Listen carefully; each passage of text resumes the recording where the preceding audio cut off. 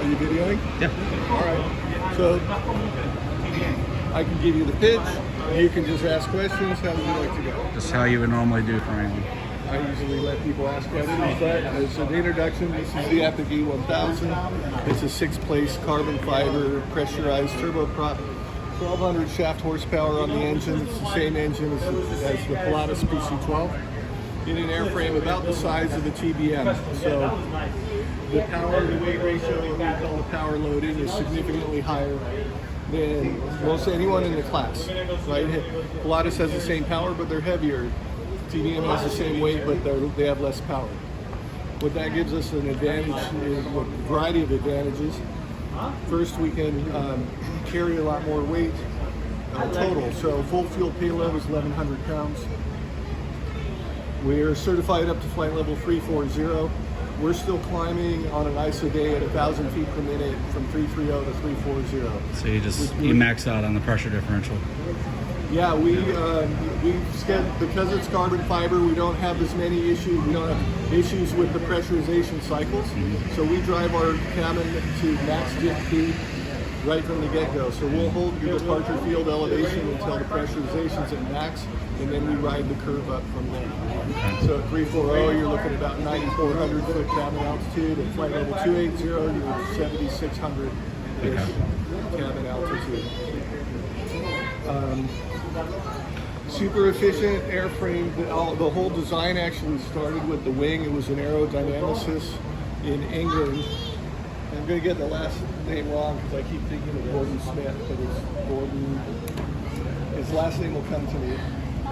If you come look at the in the tradition of the Spitfire, it's an elliptical planform with the curved leading edge. The other thing that's unique about this wing is it's a bespoke or custom airfoil. It's called a high lift laminar flow airfoil.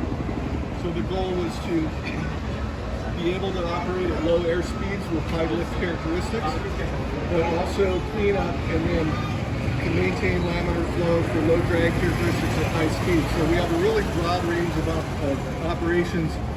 We regularly cruise at, VNE is 270. We regularly cruise at 317 is the normal cruise number.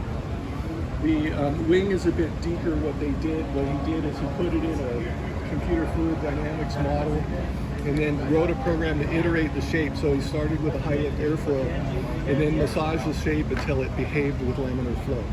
So it's a thicker than your average laminar flow airfoil, which makes it fly really nice. Also, we've got slotted flaps, which go all the way to 43 degrees. And so with that monster flap, our stall speed is 68 at max gross weight. Let's talk about hot and high. Hot and high. How they do? Do we have any ODP restrictions? ODP? Is there any ODP we can't comply with? Oh, I only know of one. It's the one out of Eagle where you've got to do a ridiculous climb gradient all the way up to 14,000 feet. Yeah, so unless you're a space shuttle, you're not doing that anyway. Right. So until someone pointed out that one, I used to say there's no ODP that we can't fly. Got it. Full fuel payload, 1,100 pounds. I'm sure I mentioned that. There's no zero fuel weight, so if you really needed to haul something, you put in less gas. Minimum fuel, assume a minimum fuel is that you burn down from takeoff to the max landing weight and still have 30 gallons of gas, which would be 30 minutes. You can put over 2,200 pounds in the cabin if you needed to haul something a short distance. So fat people are not restricted. It's a fat person's airplane. Can I say that? All right. Thanks for doing that. I appreciate that. Anytime. But you got to do the selfie too. It's only fair.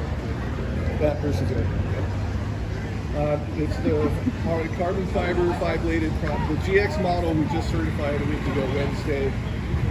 Got hung white ticket on this, and the other one Friday. Flew it here Saturday. It's the composite prop.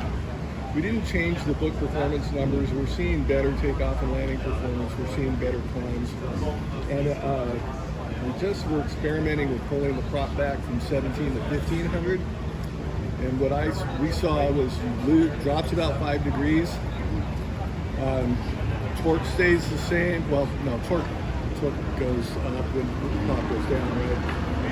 Fuel flow drop, temperature drop, and you pick up a knot or two.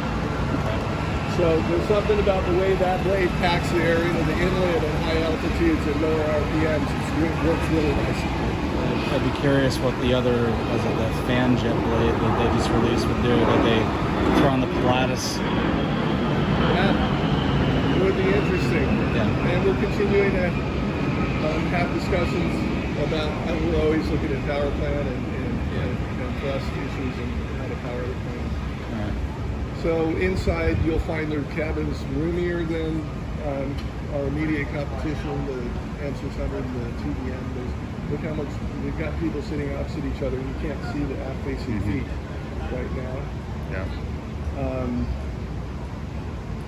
When we go in, you'll see the cockpit is designed ergonomically for pilot flows. It's a totally flow-centered airframe. Any external walk-around gotchas other than the oil door being, needing a ladder? No, I mean, you do have to look under to look at the hydraulic pressure. The flashlight helps. Okay, all right. But other than that, Pretty normal stuff. it's all very normal stuff. It's a straightforward airplane. It's an honest airplane. It's a nice flying airplane. I would say you want to watch for these and make sure they're staying bonded to the boots. Okay, and the GPU port, does that have a cover on it, or that really stays there?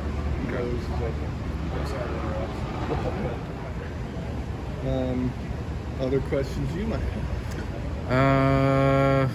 Off-field performance, soft field, gravel, and improved Certified strips. for improved strips only.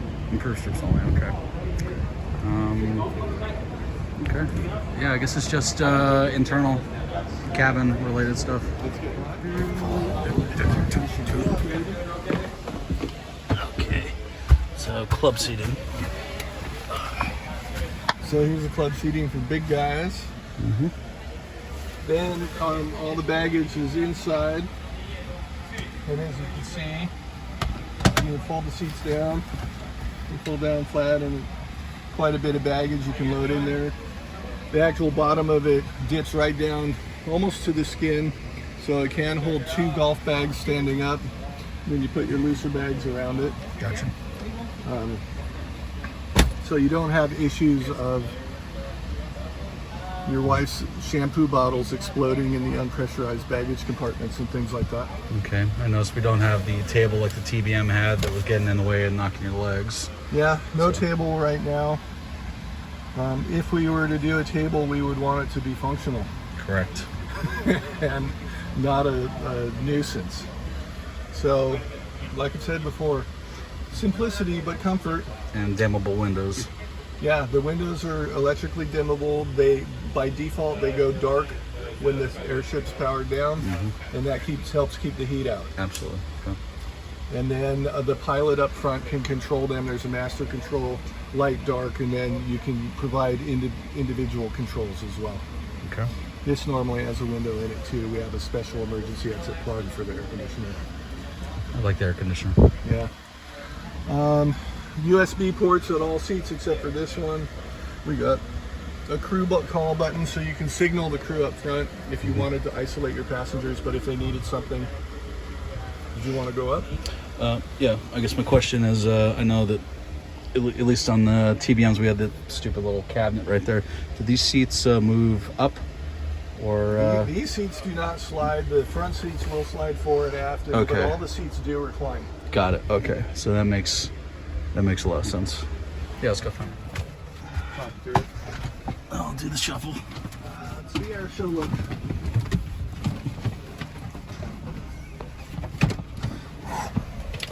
So a bit easier to get in than the Meridian, maybe even the TBM. I haven't been in the TBM, so I can comment on what the hearsay is. Okay. All right. Yeah, a lot easier actually. Everything actually fits the way it's supposed to. Right. If you slide your seat up into the flying position, you'll see the visibility is quite good out there. Pretty much in the flying position right now, I feel. Okay. So, And then if you're looking at the switchology, the system switches are on the left. They're organized in flow. So to start the aircraft, you basically do top row left to right, 1, 2, 3, 4, 5, ending with the start button. Once the engine's started, you then turn on the second row, left to right, to turn on all the systems before taxi. That bottom row is there for abnormals and emergencies. So those are reconfiguring the system for in response to those situations. Okay. To the right, you've got the lights panel above and the ice systems below. All the circuit breakers are up front where you can see them. Those are electrolit, or those are lit back panels, so you can read the circuit breaker lettering at night. It's backlit to help you find the circuit breakers. You've got the blue button, auto level, landing gear, audio panel in the middle with the control unit below, and then flaps. You can see there's some space for some interesting future stuff there above the flaps. I do.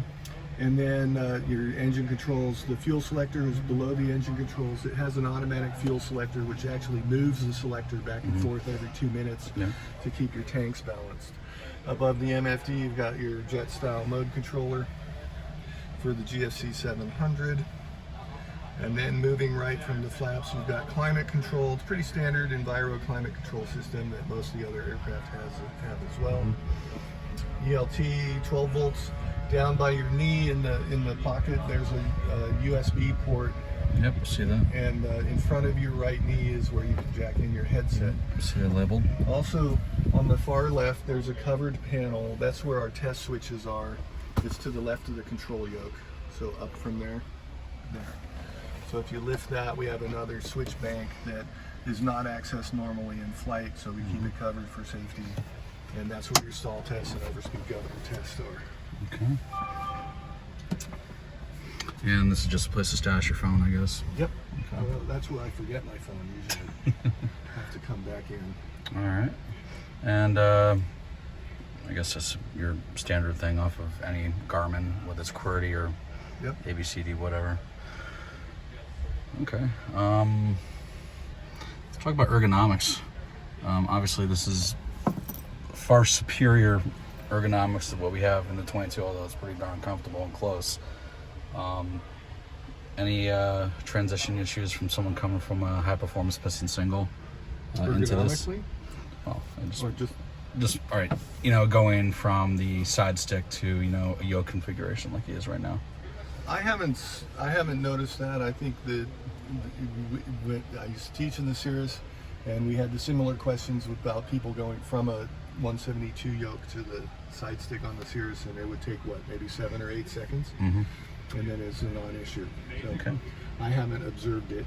I would say the things that people take a little time getting used to are the trim switch. It's a dual action trim switch. You have to push it in. That's as the master. So it's a double switch in there, and then you move it in the direction you want to go. Okay, so that takes a little getting used to. So you push and then up, down, left, right, whatever. Correct, so, and it's rudder trim, not aileron trim. Yep, aileron's here. Okay. The aileron trim, we pretty much leave set in the middle and never touch it. It's there, but it's not really necessary. Gotcha. Then in terms of adjusting the seats, you have a crank on the right. You can actually flip the handle out and crank the seat pan up and down. Similar to a Cirrus, I guess when you come up, it moves forward. It's on your left hand. Right, this round knob, it has a handle in it that will flip out. So if you go, or you can just turn it like that, but if you want to crank it, yeah, it's going up. you can do that. And then you have the reclining, and you can move the headrest up and down. You've got quick don mask right here. Squeeze.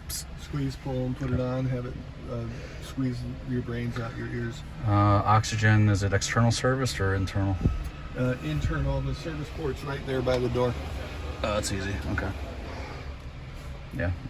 TBM was external, so good. All right. Obviously, emergency gear extension down here. Yeah, pull it up. You can see it's a sync. So that's your fire. It's fire. extinguisher. There's a red tab closer to the seat. Got it. Okay. It's a single red handle. You pull it up. It latches in place. And Pull, twist, down. you don't. No, you just pull it up. Okay. And it latches up, and then the top of it flops over. It's got a hinge in it. Got it. Okay. Not doing that on the ground. Yeah, please. All right. Flyway cost as configured here. 3.85. Okay, good. Excellent. All right. All right, I think we're good.